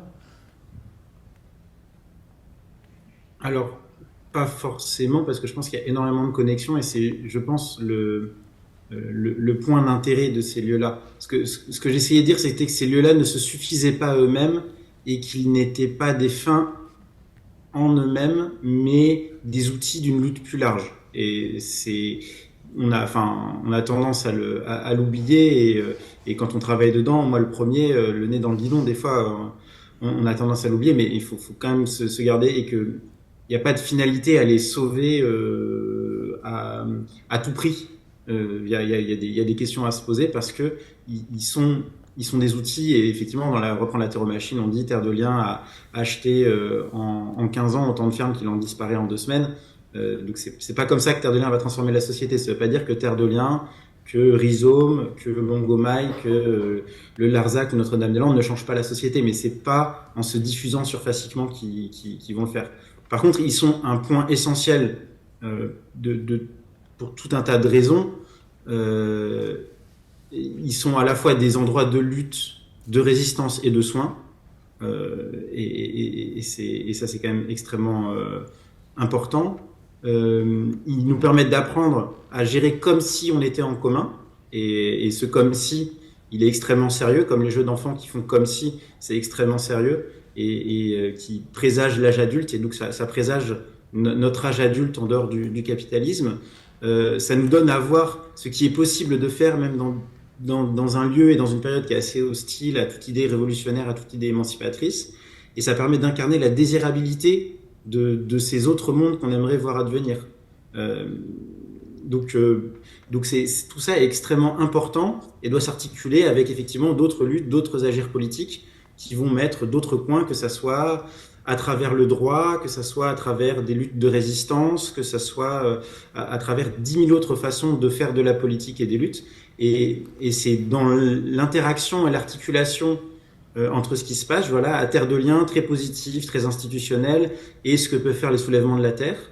Eh bien, je pense que c'est le fait d'imaginer des articulations, des compositions, comme on dit maintenant, entre ces différentes façons de faire, qu'on peut espérer trouver une voie de salut, même si c'est un trou de souris, comme disent certains. Merci. Yuri voulait encore réagir, mais après on va passer le micro à la salle, mais on peut prendre la réaction de Yuri. J'ai piqué le micro du milieu pour distribuer cette à la question salle. est assez délicate, effectivement. Je suis assez d'accord pour dire que nos initiatives, telles qu'on les présente, ne vont pas transformer l'ensemble de la société. C'est d'accord. En tout cas, c'est pas leur multiplication qui fera ça. Mais par contre, inversement, moi, je prendrais la question différemment. C'est qu'est-ce qui permet, dans notre société actuelle, de créer ce genre d'initiative ? Et on s'aperçoit que, comme dit différents chercheurs, hein, mais qu'il y a déjà du commun possible dans ce monde-là. À Malin, c'est pas pour montrer Malin en exemple, hein, mais c'est pour donner un exemple. C'est peut-être celui que vous connaissez le mieux. Voilà. On n'utilise que des outils juridiques légaux. On ne fait qu'utiliser. On va chercher aux marges, on va pousser les murs, si c'est possible, de ces usages. Mais c'est-à-dire qu'il y a déjà du commun qui est possible, parce que le monde actuel, il n'est pas uniformément capitaliste. Il est de façon dominante capitaliste, on est bien d'accord, et extrêmement dominant ces derniers temps. Mais malgré tout, il est hétérogène, et il y a déjà des germes de ce qui est possible de faire dans notre monde actuel.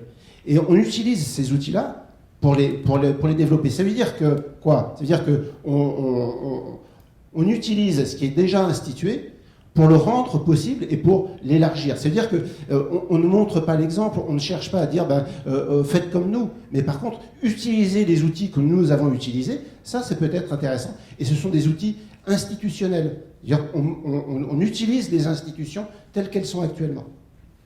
C'est intéressant parce que ça vient en complément d'autres pratiques. Bon, on a plein d'exemples de façons de faire les communs aujourd'hui avec les outils qui existent. Dehors, vous allez voir, dans le hall, vous verrez Forêt et Campagne d'Avenir, par exemple, qui est encore une autre modalité d'achat foncier et de redistribution du foncier à des fins qui ont été définies par un certain nombre de citoyens. On avait les clairières libertaires qui ont existé comme ça au début du XXe siècle. Et peut-être que d'avoir l'humilité de se dire que ce ne sont pas forcément des modalités qui sont vouées à rester. Ça fait partie aussi du dispositif. C'est effectivement, ça peut être inspirant sans pour autant reproduire à côté quelque chose qui ressemble.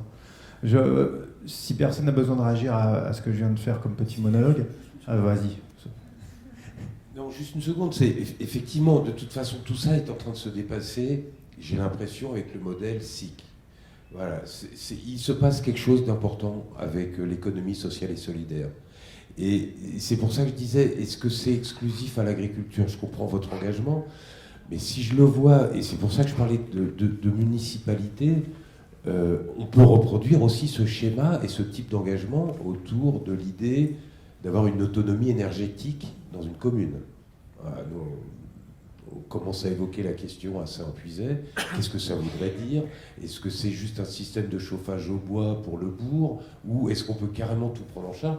En fait, on se voit que pour 600 habitants, quand on discute avec Enercop et tout ça, c'est un investissement de 3 millions d'euros. Et on a l'électricité gratos pour tout le monde. Bon. Et sur 7 ans, ça s'amortit à des prix vraiment celui du tarif d'EDF. Et après, c'est vraiment 2 centimes du kilowatt. Bon, ça peut se faire. Comment on y arrive? Comment on franchit ce pas sur d'autres secteurs? L'eau, on en parlait tout à l'heure, est-ce qu'elle peut aussi comme ça? L'espace et les sols, est-ce que les groupements forestiers, est-ce que ces choses-là? Mais en même temps, dans l'entreprise, effectivement, je ne vous le cache pas, hein, je suis chef d'entreprise, là. J'ai dirigé une société de production audiovisuelle. On est passé dans l'économie sociale et solidaire. C'est une façon de pérenniser, mais on est 2 dans le secteur, sur 700 boîtes, rien que sur le documentaire. Donc voilà, ça suppose que tous les acteurs aient envie de ça. Et je peux vous dire que les réalisateurs n'ont absolument pas envie de dépendre d'une seule boîte. Donc c'est ce côté-là, il reste plein de champs à explorer, mais je pense que par l'économie sociale et solidaire, il y a quelque chose qui s'ouvre et vos pratiques vont nous aider à voir comment ça s'articule.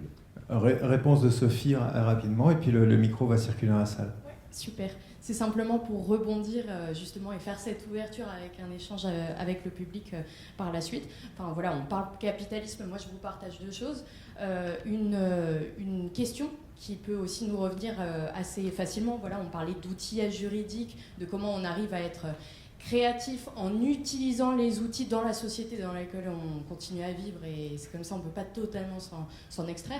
Nous, souvent, à Terre de Liens, on peut nous poser la question, mais alors, vous entendez révolutionner la conception qu'on peut porter sur le foncier agricole en vous portant vous-même propriétaire. Est-ce que ça ne serait pas un peu contradictoire, voilà, de vouloir aspirer à la propriété pour sécuriser une propriété qui serait plus collective, etc. Donc un peu la tension autour de ce que ça veut dire et qu'est-ce qu'on attache en fait à ce facteur de la propriété. Alors voilà, c'est une première ouverture. Et puis sur la question des cycles, vu que tu en reparlais et tu rebondissais dessus, voilà, c'est des outils qui pensent une gouvernance qui est autre, qui est coopérative, qui peut être plus horizontale, mais qui peut aussi être utilisés par des acteurs capitalistes.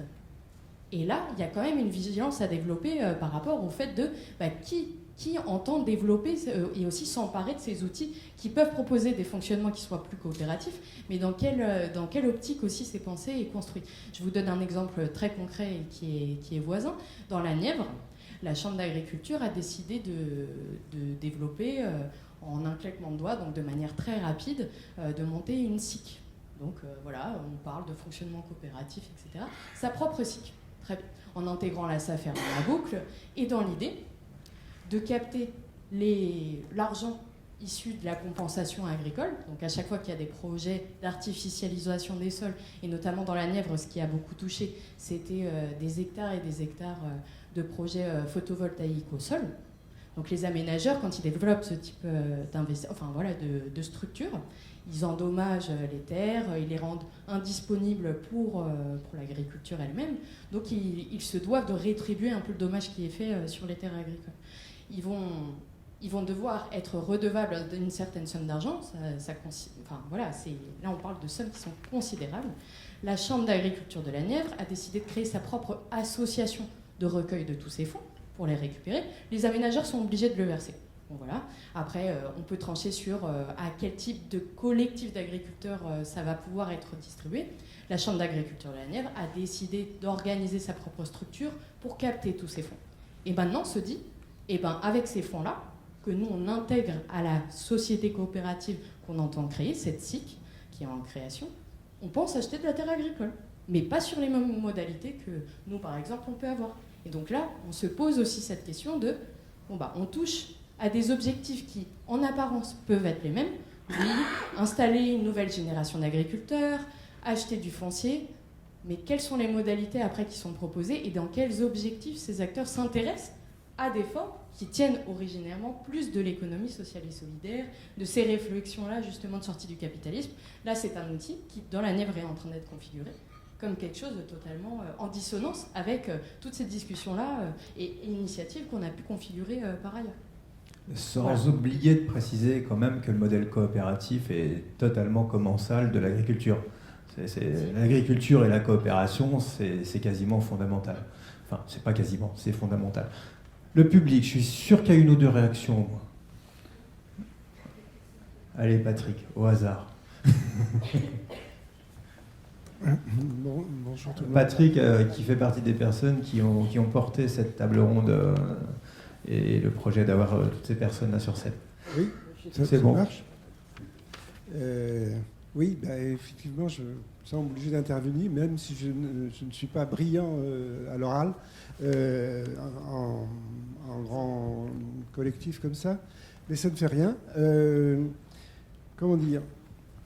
Pour enchaîner quand même vite fait sur ce que disait Sophie, là, il y a effectivement un certain nombre de start-up qui commencent d'exister dans la foulée de ce que Terre de Liens appelle les IFAC, Initiatives foncières agricoles citoyennes, qui prennent au départ le même parti, sauf qu'il s'agit bien, contrairement à ce que fait Terre de Liens et ce que font les IFAC, Yuri nous l'a bien confirmé pour le GFA citoyen de Malin, ont l'intention de revendre à terme, et donc avec un bénéfice, évidemment. Donc c'est des choses qui, où on utilise l'épargne citoyenne pour faire de la spéculation, rien d'autre. Donc il faut distinguer les choses. Ensuite, sur l'activisme, effectivement, moi je ferai une nuance quand même, contrairement à Christophe Nick, entre Longomaille et puis le Larzac. Il se trouve que j'habitais à côté tout jeune dans les années 70 et que donc j'ai suivi d'assez près ce qui se passait justement à cette époque-là. Si je me souviens bien, quand même, Larzac, la lutte est née des agriculteurs eux-mêmes. Ce n'étaient pas des activistes, ce n'étaient pas des gens hors du milieu agricole, c'était au contraire de vieux agriculteurs qui occupaient le terrain et qui n'avaient pas du tout l'intention de se laisser mettre dehors. Eh bien, voilà. Donc, je dirais, il y a une nuance. Il faut faire attention quand on est grand témoin, justement. Bon. Tu vas te faire enguirlander. C'est Non, mais c'est bien fait justement, pour toi que tu sois malade. Il y a justement une nuance, quoi. Et le Larzac, c'est une histoire d'agriculteur. D'abord, avant tout, précisément. C'est une histoire d'agriculteurs qui rencontrent des activistes. Une génération qui débarque autour des sans-droits et qui se mettent à acheter des terres ensemble pour empêcher l'armée de les prendre. Mais- Au départ, chacun a ses trucs, et puis il y a une stratégie d'occupation du territoire qui est faite avec José Bové, avec des gens comme ça qui viennent par action. Puisque Voilà. excuse-moi, C'est mais un mélange. puisque je l'ai vécu, je m'en souviens un peu, en Et moi effet. aussi, Bon, mais j'étais au Notre-Dame-des-Landes, si on peut en parler aussi, c'est la même chose. La fameuse Assemblée des usages dont notre ami des communs Le Tanguy. ah oui, a parlé. L'Assemblée des usages de Notre-Dame-des-Landes, elle réunit justement des paysans du coin, de Notre-Dame-des-Landes, des paysans de tradition, de génération de paysans, avec les nouveaux venus qui eux-mêmes deviennent des paysans. Alors, Dans certains cas. c'est ça que j'ai envie de dire maintenant, ou des artisans, comme des boulangers, comme des fromagers, liés à l'agriculture. Et donc, c'est un ensemble qui, justement, me semble prendre corps entre paysans et activistes, comme tu dis. Et donc, tu voulais en arriver C'est-à-dire où? militants. Je voudrais en arriver à un rappel. D'abord ça. Il faut distribuer la parole derrière. Oui, mais quand même. Je t'entends. Bon. Terre de Liens, notamment, permet à des gens qui ne sont pas du milieu agricole d'y accéder, qui représentent, selon les chambres d'agriculture elles-mêmes, 60% des porteurs de projets recensés. C'est quand même une belle majorité, me semble-t-il.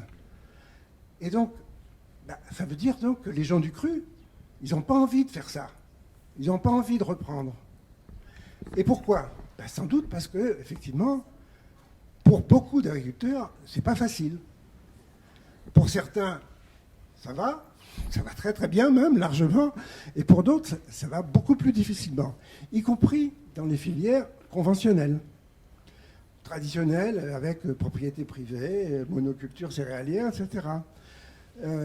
Donc, il y a quand même quelque chose comme ça, et quoi de mal à ce que des militants deviennent des paysans? Parce que, justement, Malin, Toussac, ça fait 10 ans que ça existe. Les deux, comment dire, je termine là-dessus. Vraiment. Je termine là-dessus. Vraiment, pour respecter les autres. Les deux, paysans de Terre de Liens dans Lyon, ça fait 10 ans qu'ils travaillent aussi. Donc ce sont des gens qui n'étaient pas du milieu, qui sont devenus réellement des paysans. Et qui cultivent justement d'une autre façon que de la manière dominante.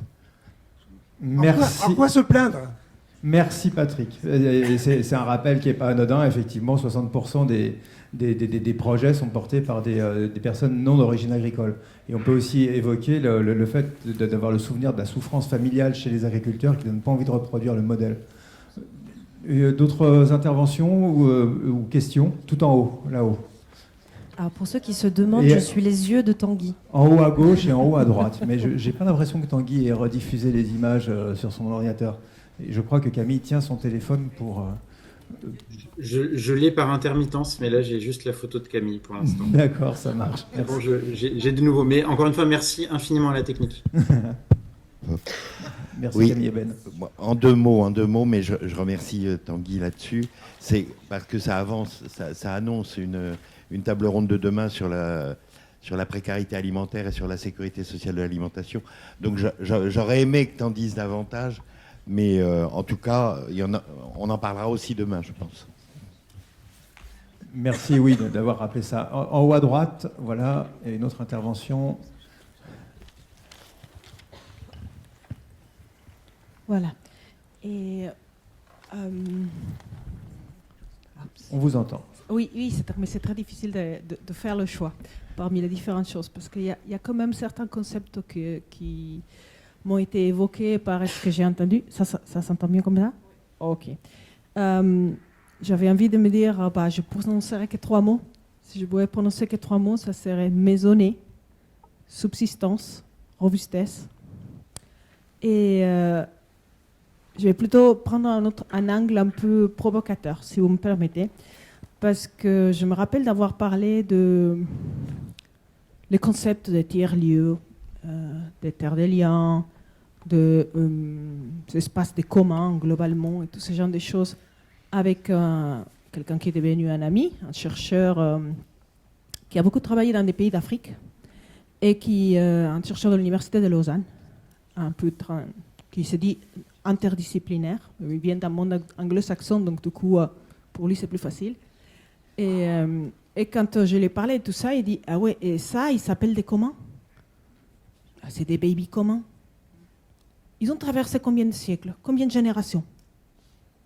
Ils ont résolu comment le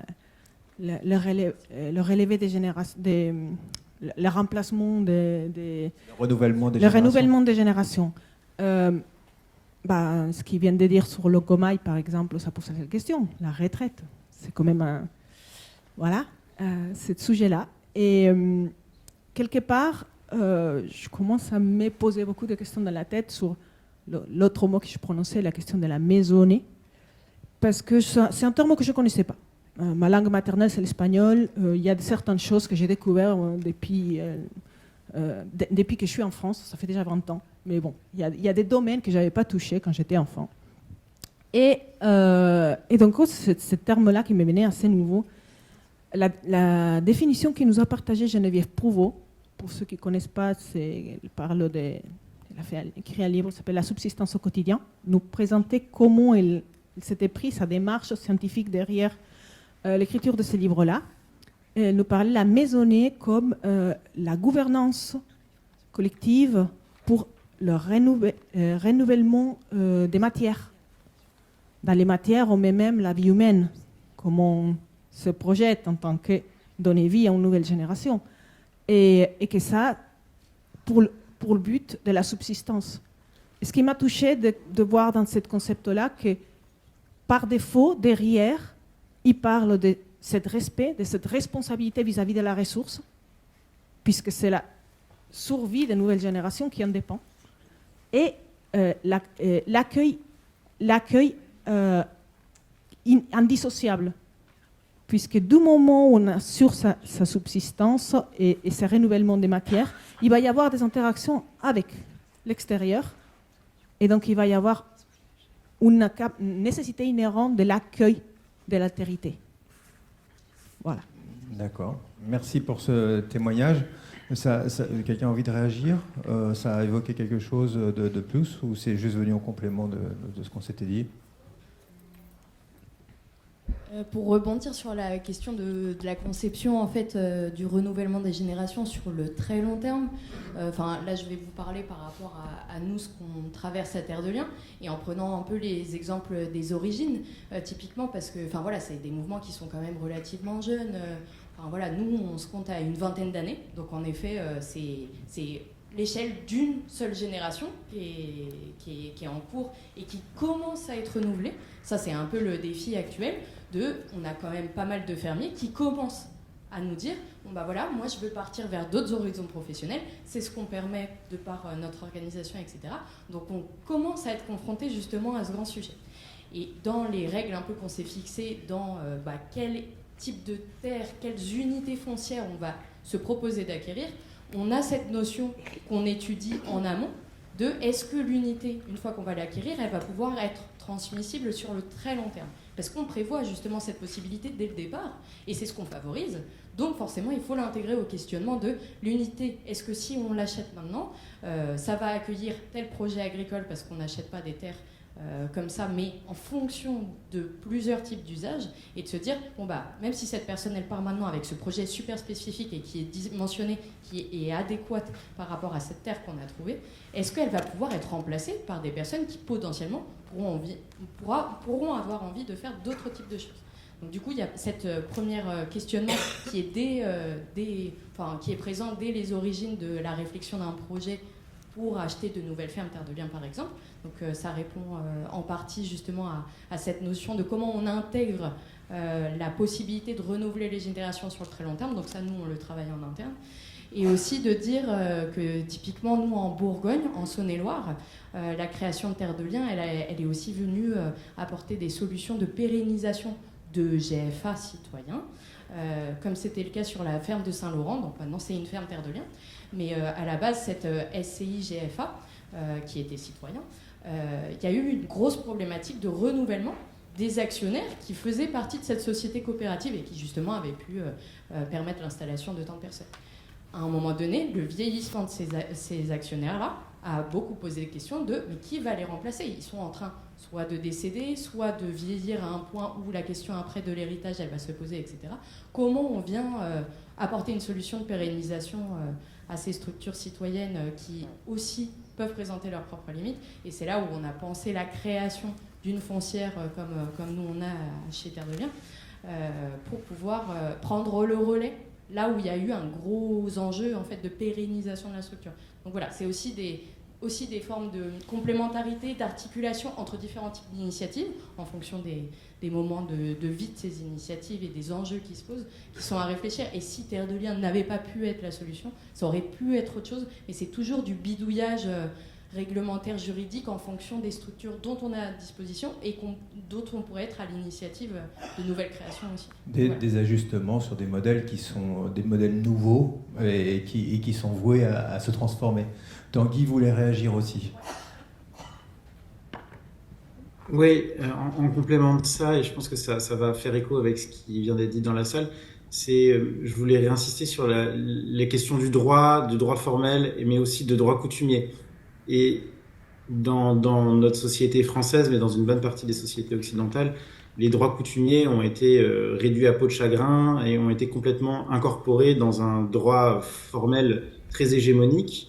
Et si on reprend l'expérience du Larzac, mais je pense qu'on pourrait étendre ça aussi à Longomaille, les règles intérieures aux communautés, alors aux communautés de vie pour Longomaille, au Larzac, à des communautés qui sont peut-être moins intriquées sur elles-mêmes, enfin pas repliées d'un point de vue négatif, mais moins repliées sur elles-mêmes, il y a de la recréation de droits entre les gens qui va être du bricolage plus ou moins légal, mais sans rentrer dans un détail technique fastidieux, la façon dont les logements sont mis à bail sur le Larzac est en dehors du droit du statut du fermage du code rural. Pas de beaucoup, mais un petit peu, et ça change 2-3 choses, et ça permet la transmission des bâtiments, et depuis que le Larzac existe, personne n'a ressenti le besoin d'aller chercher un tribunal pour régler les différends liés à ça, et je vous jure que des différends, il y en a eu. Et donc ils ont recréé du droit coutumier, on n'en avait plus, ils en ont recréé. Je pense que certaines règles d'usage interne à la Terre de Liens recréent en partie du droit coutumier dans les marges, dans les interstices de ce que le droit formel nous permet de faire. Et en termes de transformation sociale, ça nous permet de se dire que on a des choses qui existent déjà, dont on peut s'inspirer, et donc on va les prendre, c'est les déjà là. Et puis aussi, il faut avoir une imagination radicale. Ça, c'est Castoriadis qui parle de ça, pour imaginer la suite, parce qu'on ne va pas revenir non plus en arrière. Et donc, c'est ces allers-retours.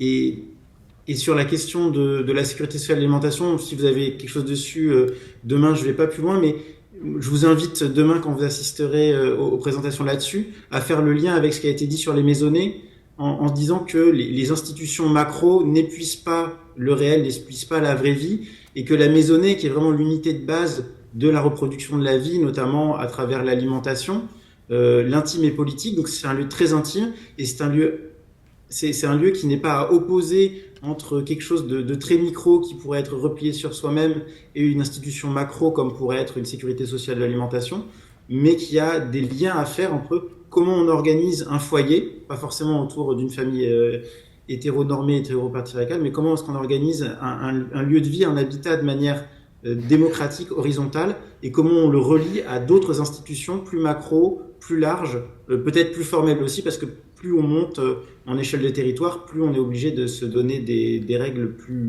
plus écrite, plus figée.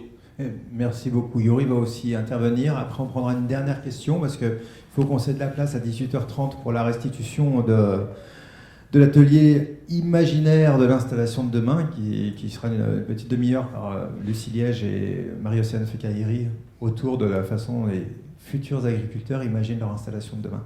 Donc, pardon, Yuri. Une petite réaction à la suite de Tanguy sur la question de la maisonnée. Effectivement, nous, on est sur une réflexion sur, je l'ai dit, l'autonomie territoriale, alimentaire démocratique, mais territoriale. C'est quoi le territoire le plus opportun pour créer une certaine autonomie alimentaire? Il y a la question de la surface de terre disponible pour cela, mais aussi il y a l'affectation de ces terres-là, la recréation des terres au regard des besoins, parce que la terre, ça s'entretient, elle n'est pas comme ça depuis tout le temps, on peut la façonner, je dirais, tout en la respectant et même en la fructifiant, en l'améliorant, mais en même temps pour que ça réponde à un certain nombre de besoins. Alors quelle est la maille de ce territoire? Ça, c'est une vraie question et je trouve qui est inspirante pour savoir jusqu'où on va. Il y a toute une réflexion sur l'éthique du commerce international, tout ça. Voilà, là, il y a une vraie question qui peut être à débattre au-delà justement de ces initiatives trop localistes, si elles l'étaient. Mais en tout cas, s'il y avait une fédération de ces initiatives, on pourrait discuter de ces mailles territoriales qui ressembleraient à une maisonnée, mais à plusieurs milliers de personnes, bien sûr. Merci, Rui. Petite question dans la salle encore? Est-ce que quelqu'un veut intervenir? Ou sinon, si, juste là, super. Merci Tanguy de parler de radicalité et tout ça aussi, par rapport à tout ce qui a été dit là, je rejoins aussi beaucoup. La question du droit, le droit, en fait, à mon sens, en tout cas, ça reste un outil. Et comme à l'atelier paysan, on le dit, parce que je fais partie aussi de l'atelier paysan, la technologie n'est pas neutre. Donc, justement, le droit n'est pas neutre non plus. Je me trouve assez timoré, étant donné le contexte, où on sait les chiffres, justement, et on va parler d'économie. L'impact actuel du système alimentaire mondial, c'est 12 000 milliards d'euros de coûts cachés. Alors que si on engageait réellement l'agroécologie au niveau mondial, ce qui se passe en fait justement, on va dire plutôt dans les pays du Sud, et encore ça tend à disparaître, on ferait 10 000 milliards d'euros d'économies, de bénéfices au final. Donc du coup, incriminer l'emploi ou incriminer des choses comme ça, au final, ça tient plus debout en fait, à partir de ce moment-là. Je suis content d'avoir entendu parler de biorégion. Je suis content aussi d'avoir entendu parler de communalisme. Tu as osé le mot tout à l'heure, en fait. Il y a un ami qui s'appelle Floréal Romero, qui a écrit un livre qui s'appelle « Agir ici et maintenant ». Et il me semble que justement dans le droit, ça ne nous est pas interdit en fait, justement d'assurer la gouvernance. Il n'y a rien qui nous interdit ça en fait. Et je trouve que sur nos territoires, en fait, en Europe en tout cas, et en France aussi, en fait, on est beaucoup trop timorés. Et quand on voit en fait justement ce que sont capables de faire les zapatistes ou justement le Rojava ou des territoires comme ça où il y a vraiment ces notions de biorégion et tout ça en fait, et justement c'est la décision en commun de reprendre pouvoir sur nos vies et au-delà même de ça en fait justement de décider de l'aménagement de nos territoires sans entraver en fait justement les ressources, les limites planétaires, parce qu'il y a ça aussi qui est à prendre dans l'équation. Voilà, c'est ce que je voulais apporter là. Ça me permet de rebondir sur le fait que là, on s'en souviendra pour la postérité, mais dans le même temps a lieu le sommet international de l'IA, ce week-end à Paris, l'intelligence artificielle. J'ai dit oui, c'est un acronyme, mais ça questionne aussi beaucoup sur les communs et sur la façon dont on peut conserver un minimum de force d'autonomie en tant que citoyen et en disposant des outils qui nous permettent de produire, créer et tout simplement vivre. Merci beaucoup. C'est la première fois qu'on va réussir à finir à l'heure. Merci beaucoup à tous nos intervenants. Merci à Tanguy à distance. Merci à la régie, Ben et Camille qui a pris un téléphone pendant 1h30.